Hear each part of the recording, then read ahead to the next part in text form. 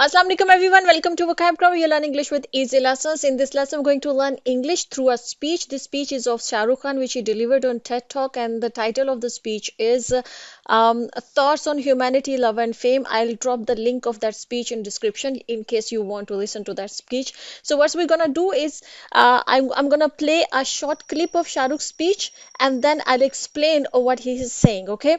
So through this lesson, you are going to learn 12 advanced English words that Shah Rukh Khan used in this speech, and I will explain it to you what those words means and how we can use it in our daily life. Okay, so this lesson is going to be very interesting. So watch this lesson till the end, and let's begin. Okay, so listen to this first clip. Because I truly believe that humanity is a lot like me. It is, it is. It's an aging movie star, grappling with all the newness around itself, wondering whether it got it right in the first place, and still trying to find a way to keep on shining regardless. Okay, so आपने ये सुन लिया है clip. So what he's saying is because I truly believe that humanity is a lot like me. ठीक है, अब वो कह रहे हैं कि मैं सच में इस बात पे यकीन करता हूँ कि जो humanity है, इंसानियत है, वो बहुत ज्यादा मेरी तरह है. A lot like me, बहुत ज्यादा मेरी तरह. अब आगे उन्होंने बोला it is. इसका मतलब को थोड़ा सा वो उस पे जोर दे रहे हैं कि भी हाँ हाँ बिल्कुल ऐसे ही है. ठीक है, आगे वो बोल रहे हैं it's an ageing movie star. मतलब कि ये ह्यूमैनिटी जो है, इंसानियत जो है, वो बिल्कुल ऐसे ही है जैसे एक जो मूवी स्टार है ना, जब वो एज कर रहा होता है, जब वो बड़ा हो रहा होता है, या समझ लें आपके जब उसकी उम्र बढ़ रही होती है. ठीक है, अब उन्होंने आगे वर्ड यूज किया है grappling. Grappling with all the newness around itself. Grappling का मतलब हम पहले समझते हैं कि क्या है. ग्रैपलिंग का मतलब होता है ट्राइंग हार्ड टू अंडरस्टैंड और deal with a difficult issue. ठीक है, ग्रैपलिंग का मतलब होता है कि जब आप बहुत ज्यादा कोशिश कर रहे होते हैं किसी चीज को समझने की और उसको डील करने की, जो आपको बहुत मुश्किल लग रही हो, डिफिकल्ट हो. तो अब इस लाइन में उनके कहने का मतलब है कि जैसे इंसानियत जो है वो कोशिश करे कि इतना सब कुछ जो उसके इर्द गिर्द नया हो रहा है, जैसे ये सारी जो तरक्की हो रही है, जो टेक्नोलॉजी इतनी जो है प्रोग्रेस कर रही है, उसके साथ कोप अप करने की कोशिश कर रही है. इसी तरह मैं भी एक मूवी स्टार, एक एजिंग मूवी स्टार होने की हैसियत से मैं भी कोशिश कर रहा हूँ, ग्रैपल करने की कोशिश कर रहा हूँ, समझने की कोशिश कर रहा हूँ और उसके साथ डील करने की कोशिश कर रहा हूँ जो इतना सब कुछ मेरे इर्द गिर्द नया हो रहा है. जाहिर बात है इंडस्ट्री में इतना कुछ जो है चेंज हो गया है, इतना कुछ नया आ गया, तो वो कह रहे हैं कि मैं भी उसके साथ ग्रैपल करने की कोशिश कर रहा हूँ. ठीक है, अब नेक्स्ट उन्होंने यूज किया है कि wondering whether it got it right in the first place. ये जो in the first place है, इसका मतलब होता है इस फ्रेज का in the beginning and originally. in the first place बहुत ज्यादा मतलब frequently इस्तेमाल होने वाली फ्रेज है, लोग स्पोकन इंग्लिश में इस्तेमाल करते हैं. वहां पर उनके कहने का मतलब ये होता है ओरिजिनली. क्या वाकई इस सेंस में होता है, या ये मतलब होता है उनका कि क्या शुरू से ही ये चीज क्या ऐसे थी. ये दो सेंस में इन द फर्स्ट प्लेस जो फ्रेज है वो इस्तेमाल होती है. तो शाहरुख ने भी इसी तरह से यूज किया है कि wondering whether it got it right in the first place. मतलब जैसे ह्यूमैनिटी इस चीज के ऊपर मतलब सोच विचार करी. वंडर का मतलब होता है किसी चीज को बहुत सोचना समझना. ठीक है, सोच विचार करना, उस पर थोड़ा सा हैरान वाला भी एक एलिमेंट होता है उस चीज के अंदर. ठीक है, कि भी वो वंडर कर रही है कि भी क्या ये जो सारी तरक्की हुई है, गॉट इट का मतलब ये होता है कि समटाइम्स किसी चीज को समझना. गॉट इट जैसे आप कहते हैं ना कि आपको कोई बात समझ में आ गई, तो रिप्लाई में अक्सर लोग बोलते हैं यस आई गॉट इट. उनके कहने का मतलब है कि हाँ भाई समझ आ गई. तो गॉट इट का मतलब ये होता है समझना, कि क्या जो ये सब कुछ हुआ है, जो हमारे इर्द गिर्द हो रहा है, क्या हम इसको शुरू से सही तरीके से समझ भी रहे हैं, इसके साथ सही तरीके से डील कर भी रहे हैं. फिर आगे वो बोल रहे हैं and still trying to find a way to keep on shining. Keep on shining जो है ना, ये इडियम है, इसका मतलब ये होता है तरक्की करना, प्रोग्रेस करना. ठीक है, करते रहना. तो वो कह रहे हैं कि इस सारी तरक्की जो हमारे इर्द गिर्द, जो सारी ये जो न्यूनेस है हमारे इर्द गिर्द, इसके बावजूद ह्यूमैनिटी भी ट्राई कर रही है और मैं भी as a ageing movie star ये ट्राई कर रहा हूँ कि उसके साथ हम भी प्रोग्रेस करते रहें. ठीक है, हम भी उसके साथ जो है कीप ऑन शाइनिंग, मतलब हम भी आगे बढ़ते रहें रिगार्डलेस. एंड पे जब रिगार्डलेस यूज किया जाता है ना, तो उसका मतलब ये होता है कि ये जो सारी पीछे बात हुई है, इसके बावजूद, मतलब उन्हें कहने का मतलब कि जो सारी दुनिया में इतनी तरक्की हो रही है, इसके बावजूद मैं भी जिंदगी में आगे बढ़ने की कोशिश कर रहा हूँ और ह्यूमैनिटी भी आगे बढ़ने की, प्रोग्रेस करने की कोशिश कर रही है। ये इसका मतलब है। अब मैं सेकंड क्लिप प्ले करती हूँ, उसको सुनिए। I do remember the night my father died, and I remember the driver of a neighbor who was driving us to the hospital. He mumbled something about dead people don't tip so well and walk away into the dark. अच्छा जी, यहाँ पर उन्होंने बोला है कि मुझे वो रात आज भी याद है जब मेरे जो फादर थे, जब उनकी डेथ हुई थी।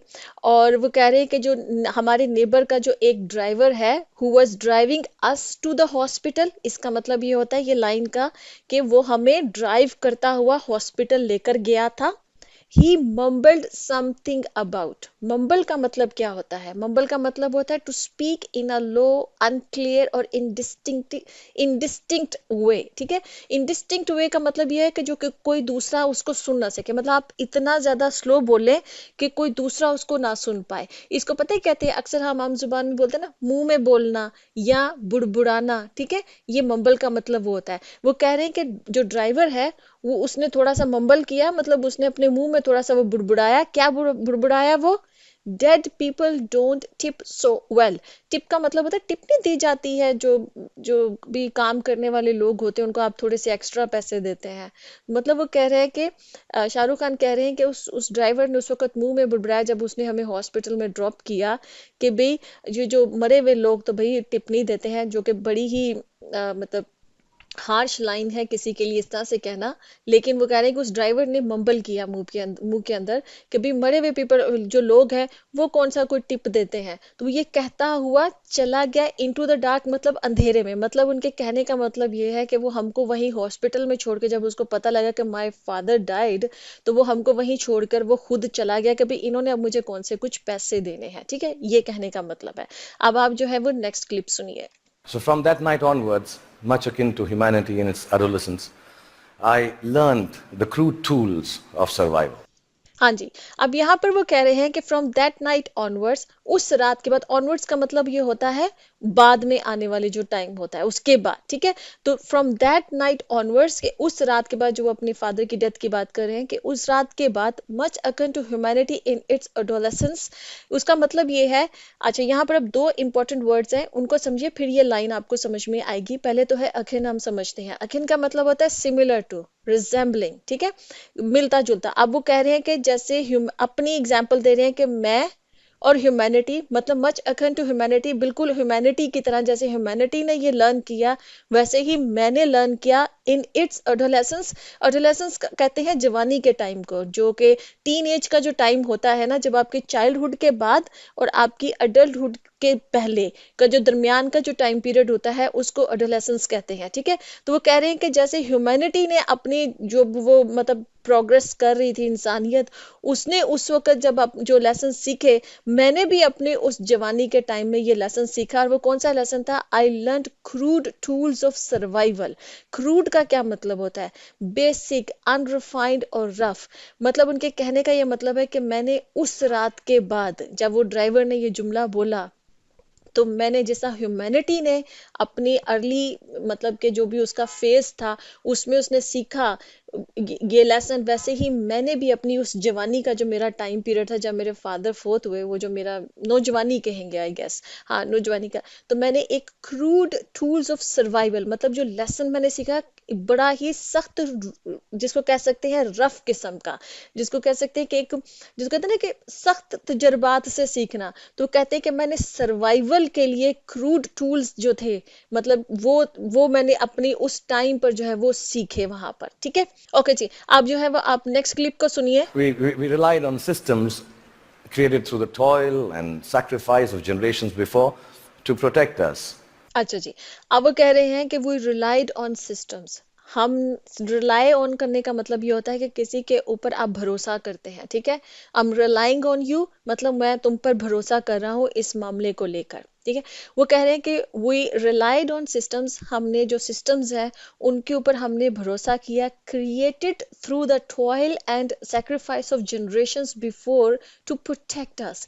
अब टॉयल को हम समझ लेते हैं, टॉयल का मतलब ये होता है हार्ड वर्क, मेहनत, एफर्ट। ठीक है, किसी काम को करने में अगर आपने बहुत ज्यादा मेहनत की है तो उसके लिए वर्ड होता है टॉयल। तो वो कह रहे हैं कि हमने सिस्टम्स के ऊपर भरोसा किया जो क्रिएट किए गए through toil and sacrifice of generations, जो हमसे पहली जनरेशंस थी, उन्होंने वो सिस्टम्स क्रिएट किए बड़ी मेहनत से और बहुत कुर्बानियों के साथ टू प्रोटेक्ट अस, ताकि हमें प्रोटेक्ट किया जा सके। यहाँ वो सिस्टम्स की बात करें कि जो ह्यूमैनिटी में जो हमने मतलब जस्टिस सिस्टम है और जो भी टेक्नोलॉजी में प्रोग्रेस हुई है, जितने भी सिस्टम्स हमने अब बनाए हैं दुनिया के अंदर, जो कि हमारी पहली जनरेशन्स ने बहुत मेहनत के साथ और बहुत कुर्बानियों के साथ बनाया है, ताकि वो आगे आने वाली जो जनरेशन है जो कि अब हम हैं, हमको प्रोटेक्ट किया जा सके। ठीक है, ये कहने का मतलब है। अब आप जी नेक्स्ट क्लिप जो है वो सुनिए। Then in my late 20s, I shifted to the sprawling metropolis of Mumbai. And my framework, like the newly industrialized aspirational humanity, began to alter. Okay ji. अब इस क्लिप में भी आपको बहुत से अच्छे अच्छे वर्ड्स जो है वो सुनने को मिले हैं, सीखने को मिलेंगे। अब वो कह रहे हैं कि then in my late twenties, जो मेरे लेट ट्वेंटीज का टाइम था, जिसको अब 25 से 30 के दरमियान में जो टाइम होता है उसको कहा जाता है लेट ट्वेंटीज। ठीक है, लेट ट्वेंटीज का टाइम था। I shifted to sprawling metropolis of Mumbai. अब यहाँ पर आप दो वर्ड्स हैं, इनको समझिए।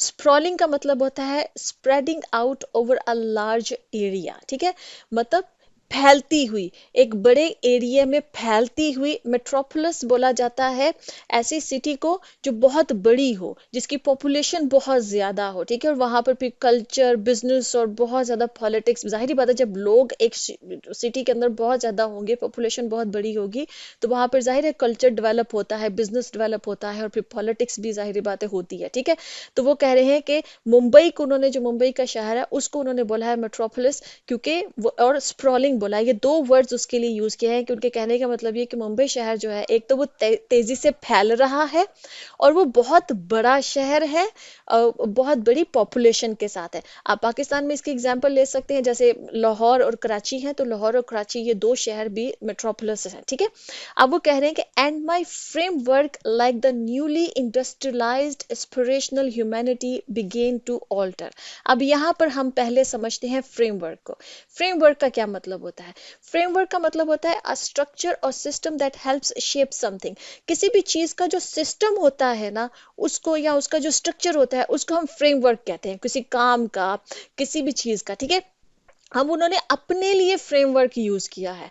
अब माय फ्रेमवर्क, तो इसका यहाँ पर उनके इस मतलब ये होगा कि मेरा जो सोचने और समझने का जो अंदाज था, ये उनके कहने का यहाँ पर मतलब है कि माय फ्रेमवर्क, तो उनके मतलब है कि मेरा जो नजरिया था, मेरा जो सोचने और समझने का जो तरीका था, like the newly industrialised aspirational humanity, जैसे जब ह्यूमैनिटी थी, जब वो शुरू हुई, मतलब कि इंडस्ट्रियलाइज्ड होना शुरू हुई, मतलब जब बहुत ज्यादा इंडस्ट्री लगी, फैक्ट्रीज लगी, बिजनेस डेवलप हुआ, जो कि 19th सेंचुरी में जो है वो शुरू हुआ था, इंडस्ट्रियलाइज होना ह्यूमैनिटी शुरू हुई थी। ठीक है, तो कह रहे कि जैसे नई नई जो ह्यूमैनिटी थी, जब वो इंडस्ट्रियलाइज हुई और वो एस्पिरेशनल थी। एस्पिरेशनल कहा जाता है कि जिसके अंदर बहुत ज्यादा ख्वाब होते हैं कि भाई मुझको ये भी अचीव करना है, ये भी अचीव करना है, बहुत आगे बढ़ना है। ठीक है, तो कह रहे कि जैसे नई नई जब ह्यूमैनिटी इंडस्ट्रियलाइज हो रही थी और वो बहुत एस्पिरेशनल थी, और उसका जो ना जो मतलब सारा नजरिया ह्यूमैनिटी का जो था वो चेंज हुआ, तो इसी तरह से मेरा भी उस वक्त जो फ्रेमवर्क था, उसी तरह से मेरा भी जो सोचने और समझने का जो नजरिया था, बिगेन टू ऑल्टर। ऑल्टर का मतलब होता है टू चेंज और मॉडिफाई, मतलब कि वो भी बदलना शुरू हुआ। मतलब जब ह्यूमैनिटी इंडस्ट्रियलाइज्ड हुई तो वो बहुत एस्पिरेशनल हो गई, उसका नजरिया दुनिया का जो था वो ह्यूमैनिटी का वो चेंज हुआ। तो इसी तरह से मेरा भी जो फ्रेमवर्क है, जब मैं मुंबई में शिफ्ट हुआ, इतनी बड़ी सिटी में जब मैं आया, तो वहां पर फिर मेरा भी जो सोचने का नजरिया था वो ऑल्टर हो गया, मतलब कि वो चेंज हो गया।